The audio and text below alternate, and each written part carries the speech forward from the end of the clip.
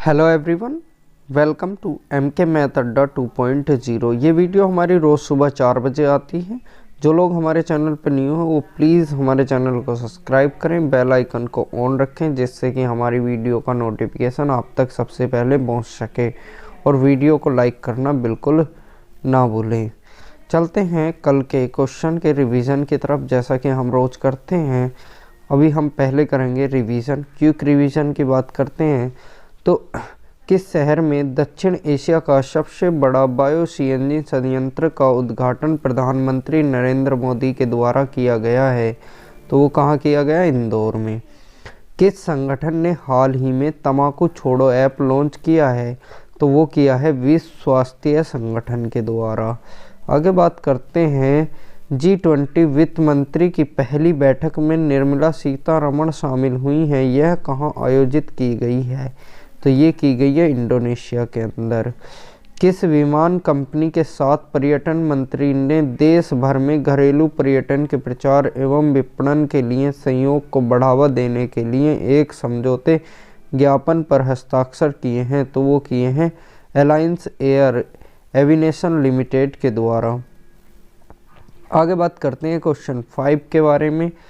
केंद्रीय जहाजरानी मंत्री सर्बानंद सोनोवाल ने किस शहर में वाटर टैक्सी सेवा शुरू करने का उद्घाटन किया है? तो वो किया है मुंबई के अंदर।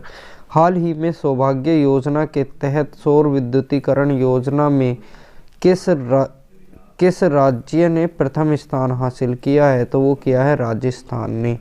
लघु उद्योग विकास बैंक, जिसका नाम है सिडबी, द्वारा वेस्ट टू वेल्थ क्रिएशन कार्यक्रम की शुरुआत किस राज्य में की गई है? तो वो की गई है पश्चिम बंगाल में। अगर इसका डिटेल वीडियो देखना है तो हमारा आप 21 फरवरी का वीडियो देख सकते हैं, यानी कि कल का वीडियो को आप देख सकते हैं। क्वेश्चन 8 की बात करेंगे। भारतीय सेना के डिप्टी चीफ आर्मी स्टाफ के रूप में किसने पदभार संभाल लिया है? चिन्नारा पोनप्पा ने पदभार संभाला है। क्वेश्चन 9 के बारे में बात करेंगे। किस शहर में केंद्रीय मंत्री नितिन गडकरी ने 51 NH परियोजनाओं की आधारशिला रखी है? तो वो रखी है विजयवाड़ा ने। राष्ट्रीय नदी लिंकिंग नीति के तहत स्थापित पहला संस्थान कौन सा है? वो है केन-बेतवा लिंक परियोजना प्राधिकरण। क्वेश्चन नंबर 11 के बारे में। हाल ही में न्यू इंडिया लिटरेसी प्रोग्राम नामक एक नई योजना को किसने मंजूरी दी है? तो वो दी है शिक्षा मंत्रालय ने। आगे बात करते हैं आज के टॉप करंट अफेयर के बारे में। तो पहला क्वेश्चन कहता है, भारत में UPI सिस्टम अपनाने वाला पहला विदेश देश कौन सा होगा? तो पहला विदेश देश कौन सा होगा? वो होगा नेपाल। ठीक, इसके बाद की बात करेंगे इससे रिलेटेड इम्पोर्टेंट पॉइंट के बारे में। जैसा नेपाल भारत की UPI प्रणाली को अपनाने वाला पहला देश बन गया है। इससे पड़ोसी देश की डिजिटल इकोनॉमी को मजबूत करने में मदद मिलेगी। नेपाल के बारे में पढ़ते हैं। नेपाल की राजधानी है काठमांडू, मुद्रा है रुपया, राजभाषा है नेपाली, और इसके जो प्रधानमंत्री हैं वो शेख बहादुर दुएबा हैं। आगे बात करते हैं, संसार का सर्वोच्च शिखर सागरमाथा जो माउंटेन एवरेस्ट पर पाया जाता है वो क्या है? सबसे ऊंचा है। काला पानी विवाद किस किस के बीच है? भारत और नेपाल के बीच है। मेची नदी भारत नेपाल के बीच बॉर्डर बनाती है। कौन सी? मेची नदी। सूर्य किरण सैन्य अभ्यास किस किस के बीच है? भारत और नेपाल के बीच है। आगे बात करते हैं, नेपाल सरकार ने भारत की सीमा के सटे दक्षिणी पूर्वी प्रांत 2 का नाम मध्य प्रदेश घोषित कर दिया है। क्वेश्चन नंबर 2 की तरफ चलते हैं। उससे पहले जो लोग हमारे चैनल पर अभी न्यू आए हैं और उन्होंने हमारे चैनल को सब्सक्राइब नहीं किया है तो वो प्लीज़ सब्सक्राइब करें और हमारी वीडियो को अधिक से अधिक शेयर करें और बेल आइकन को ऑन करें। वीडियो को लाइक करना बिल्कुल ना भूलें। क्वेश्चन नंबर 2 की बात करेंगे। अंतर्राष्ट्रीय ओलंपिक समिति की 140वीं बैठक कहाँ पर आयोजित की जाएगी? तो वो कहाँ की जाएगी, वो की जाएगी तुम्हारी बम्बई के अंदर। तो इसका आंसर हो जाएगा हमारा पहला करेक्ट आंसर हो जाएगा। इससे रिलेटेड इम्पोर्टेंट पॉइंट पढ़ेंगे। अंतर्राष्ट्रीय ओलंपिक समिति की 140वीं बैठक का आयोजन मुंबई में होगा। बीजिंग में हुई ओलंपिक समिति की 139वीं बैठक के दौरान भारत ने अगली बैठक की मेजबानी करने का अधिकार हासिल किया है। अब 2023 में भारत दूसरी बार ओलंपिक समिति की बैठक की योजना की मेजबानी करेगा, जबकि मुंबई में पहली बार यह बैठक होगी। इससे पहले 1983 में दिल्ली में यह बैठक का आयोजन हुआ था। आगे बात करते हैं अंतर्राष्ट्रीय ओलंपिक समिति के बारे में। इसकी स्थापना 23 जून 1894 में हुई। इसका जो मुख्यालय है वो लुसाने स्विट्जरलैंड में है। अध्यक्ष हैं थॉमस बॉक। आगे बात करते हैं क्वेश्चन नंबर 3 के बारे में। संयुक्त राष्ट्र व्यापार और विकास सम्मेलन का मुख्यालय कहाँ पर स्थित है? तो हमारे क्वेश्चन नंबर 3 का आंसर हो जाएगा जिनेवा। तो ए हमारा क्या हो जाएगा करेक्ट आंसर। इससे रिलेटेड इम्पोर्टेंट पॉइंट के बारे में पढ़ते हैं। जैसे हाल ही में इस संगठन ने कहा है कि विश्व व्यापक के प्रतिशत के रूप में भारत का व्यापक घाटा 2022 से घटकर 0.6 हो गया है। संयुक्त राष्ट्रीय व्यापक और विकास सम्मेलन एक अंतर सहकारी संगठन है जिसे 1964 में जिनेवा स्विट्जरलैंड में स्थापित किया गया था, जिसका उद्देश्य विकासशील देशों के बीच व्यापार को बढ़ावा देना है। प्रमुख संगठन के मुख्यालय जैसे UNDP का मुख्यालय न्यूयॉर्क के अंदर है। IMF का मुख्यालय वाशिंगटन DC के अंदर है। आगे बात करते हैं WPF यानी कि विश्व खाद्य कार्यक्रम यानी कि WFP का मुख्यालय रोम के अंदर है। नाटो का मुख्यालय ब्रुसेल्स के या बेल्जियम बोल सकते हैं। WHO का मुख्यालय जिनेवा के अंदर है। WHO, WTO तो इनके सबके मुख्यालय कहाँ हैं? जिनेवा के अंदर है। संयुक्त राष्ट्र मानव अधिकार परिषद और विश्व बौद्धिक संपदा संगठन WIPO का मुख्यालय भी कहाँ पर है? जिनेवा के अंदर है। अंतर्राष्ट्रीय परमाणु ऊर्जा एजेंसी का मुख्यालय है वियना के अंदर। यूनेस्को का मुख्यालय है पेरिस के अंदर। एशियाई विकास बैंक का मुख्यालय है मनीला के अंदर। आगे बात करते हैं संयुक्त राष्ट्र पर्यावरण कार्यक्रम का मुख्यालय है नैरोबी केन्या के अंदर। गुट निरपेक्ष आंदोलन है जकार्ता के अंदर। आगे बात करते हैं क्वेश्चन नंबर 4 के बारे में। जबरी का कानून के रूप में खनन किस राज्य से शुरू किया गया है? तो 4 का हमारा करेक्ट आंसर हो जाएगा राजस्थान। तो बी हमारा क्या होगा करेक्ट आंसर। इससे रिलेटेड इम्पोर्टेंट पॉइंट के बारे में पढ़ते हैं। इम्पोर्टेंट पॉइंट हमारे क्या कहते हैं? राजस्थान में नदियों से वैध बजरी खनन के लिए 60 खनन क्षेत्रों को पर्यावरण मंजूरी जारी की गई है और राजस्थान में बजरी का कानूनी खनन शुरू किया गया है। राजस्थान के बारे में थोड़ी सी जानकारी हम यहाँ पर लेते हैं।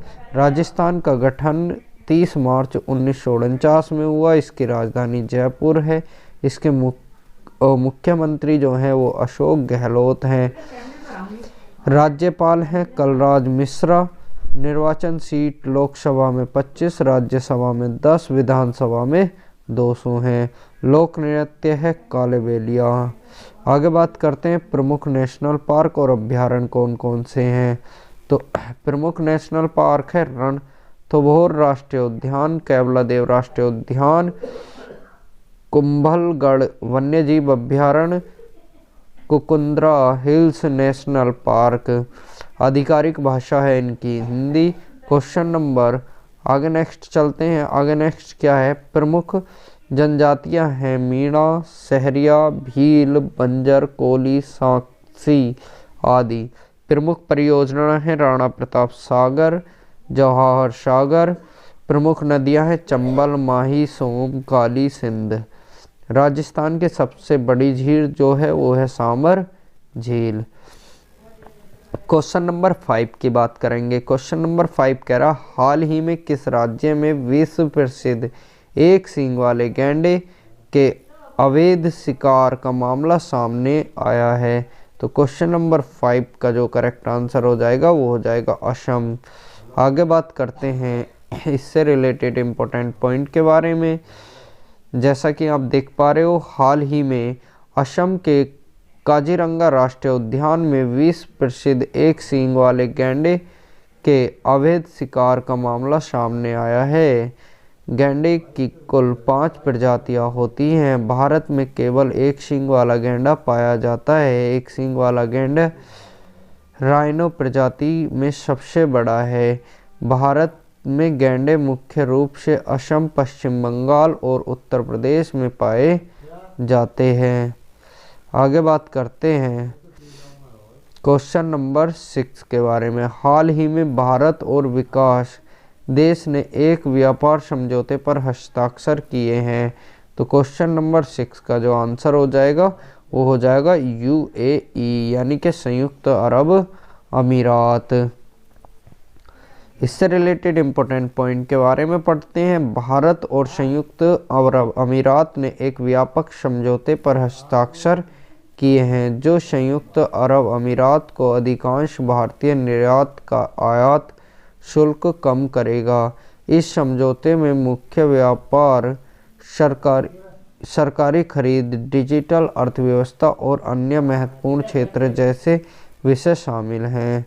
अरब अमीरात के बारे में पढ़ते हैं। इसकी राजधानी संयुक्त अरब अमीरात की जो राजधानी है वो अबू धाबी है। मुद्रा जो है यूएई दिरहम है। आगे बात करते हैं प्रधानमंत्री की, तो शेख मोहम्मद बिन राशिद हैं। आगे बात करते हैं ऑर्डर ऑफ ज़ैद की संयुक्त अरब अमीरात का सर्वोच्च नागरिक सम्मान है। होप मिशन यूएई का मंगल ग्रह के लिए है। आगे बात करेंगे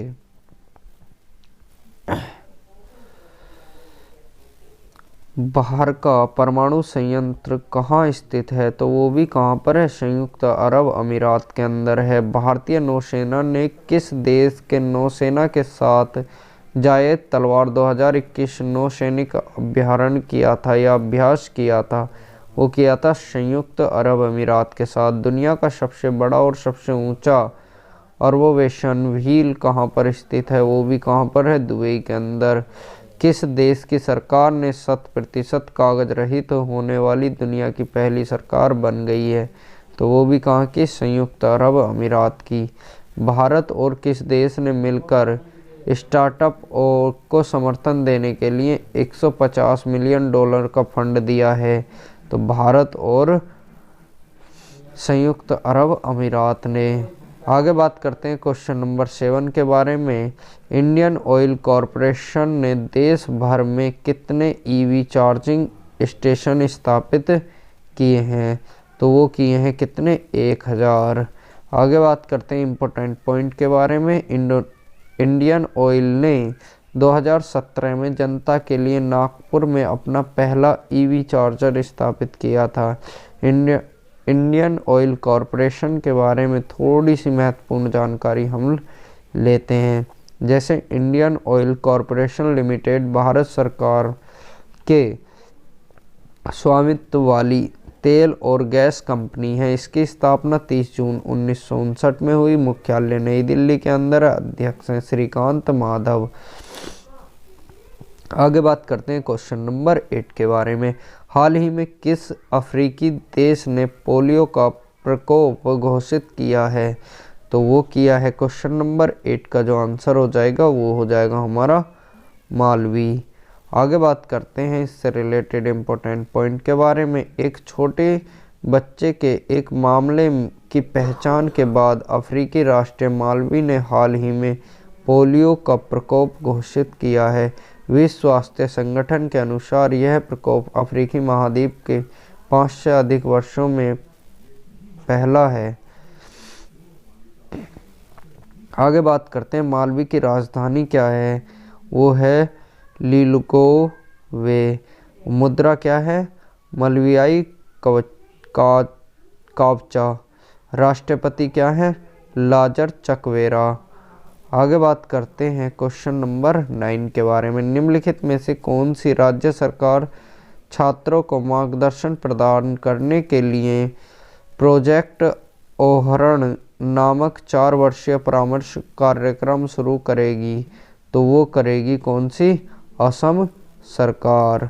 तो हमारा ए क्या हो जाएगा? करेक्ट आंसर हो जाएगा। इससे रिलेटेड इंपॉर्टेंट पॉइंट के बारे में पढ़ते हैं। असम सरकार छात्रों के लिए पूर्ण विकास के लिए एक 4 वर्षीय कार्यक्रम शुरू कर रही है। इसके माध्यम से छात्रों का मार्गदर्शन करने के लिए साथ उनके कौशल को सुधारने के लिए काम किया जाएगा। प्रदेश सरकार द्वारा शुरू किए जा रहे इस कार्यक्रम को प्रोजेक्ट आरोहण नाम दिया गया है। आगे बात करते हैं क्वेश्चन नंबर 10 के बारे में। हाल ही में पाकिस्तान के दूसरे सर्वोच्च नागरिक पुरस्कार हिलाल-ए-पाकिस्तान से किसे सम्मानित किया गया है? तो क्वेश्चन नंबर 10 का जो हो जाएगा वो हो जाएगा बिल गेट्स को। जैसा कि आप देख पा रहे हो बिल गेट्स की फोटो। आगे बात करते हैं इम्पोर्टेंट पॉइंट के बारे में। जैसे ही मैं बात करता हूँ इम्पोर्टेंट पॉइंट की, तो माइक्रोसॉफ्ट कॉरपोरेशन के संस्थापक बिल गेट को हिलाल-ए-पाकिस्तान से सम्मानित किया गया है, जो पाकिस्तान का दूसरा सर्वोच्च नागरिक पुरस्कार है। यह पुरस्कार उन्हें पोलियो उन्मूलन और पाकिस्तान में गरीबी को कम करने के लिए फाउंडेशन के निरंतर प्रयासों के लिए समर्पित किया गया है। आगे बात करते हैं क्वेश्चन नंबर 11 की। छठा अफ्रीकी संघ यूरोपीय संघ शिखर सम्मेलन कहाँ आयोजित किया गया है? तो वो कहाँ किया गया? ब्रुसेल्स के अंदर। इम्पोर्टेंट पॉइंट के बारे में बात करेंगे। 6वां अफ्रीकी संघ यूरोपीय संघ शिखर सम्मेलन 17 फरवरी 18 फरवरी 2022 को ब्रुसेल्स में आयोजित किया गया है, जिसमें अफ्रीकी संघ और यूरोपीय संघ के सदस्य देशों के प्रमुखों ने भाग लिया है। इस बैठक में सह अध्यक्षता यूरोपीय परिषद के अध्यक्ष, सेनेगल के राष्ट्रपति और एयू के अध्यक्ष ने की। आगे बात करते हैं। इस शिखर सम्मेलन के दौरान नेताओं ने नए सिरे से साझेदारी के लिए एक संयुक्त दृष्टिकोण पर सहमति व्यक्त की। अब बात करते हैं डेली स्टैटिक जीके के डोज के बारे में। तो डेली स्टैटिक जीके का जो डोज है उसके बारे में बात करेंगे। तो पहला ही क्वेश्चन क्या कहता है? भगवान बुद्ध को ज्ञान की प्राप्ति कहाँ पर हुई थी? प्राप्त बोध गया के अंदर। पंजाबी भाषा की लिपि कौन सी है? गुरुमुखी। भारत में सबसे पहले सूर्य किस राज्य में निकलता है? वो निकलता है अरुणाचल प्रदेश में। इंसुलिन का प्रयोग किस बीमारी के उपचार के लिए किया जाता है? वो किया जाता है मधुमेह के लिए। गिद्दा और भंगड़ा किस राज्य के लोक नृत्य हैं? तो वो है पंजाब के। टेलीविज़न का आविष्कार किसने किया था? जॉन लोगी बर्डेस ने। भारत की पहली महिला शासक कौन थी? रजिया सुल्तान। आगे बात करते हैं। जलियांवाला बाग हत्याकांड कब और कहाँ हुआ था? 1919 में अमृतसर में हुआ था। 1939 में कांग्रेस छोड़ने के बाद सुभाष चंद्र बोस ने किस दल की स्थापना की थी? फॉरवर्ड ब्लॉक की स्थापना की थी। कल के क्वेश्चनों को हम देखते हैं। जैसे ही देखते हैं, हाल ही में बिहार में गंगा नदी पर रेल सह पुल का उद्घाटन किसने किया था? नितिन गडकरी ने। आगे बात करते हैं क्वेश्चन नंबर 2 की कि किस देश में संयुक्त राज्य अमेरिका अपना दूतावास फिर से खोलेगा? सोलोमन द्वीप समूह में। आगे बात करते हैं। निम्नलिखित में से कौन सा शहर कर्क रेखा से संबंध सबसे निकट है? तो वो कौन सा है? उज्जैन। आगे बात करते हैं। निम्नलिखित में से कौन सा पर्वतीय क्रम में सबसे पुराना है? तो वो कौन सी है? अरावली। निम्नलिखित में से भारत के किस राज्य की सीमा म्यांमार से उभयनिष्ठ नहीं करती? तो वो कौन सा है? असम। आगे बात करते हैं आज के क्वेश्चनों के बारे में। भारतीय एथलीट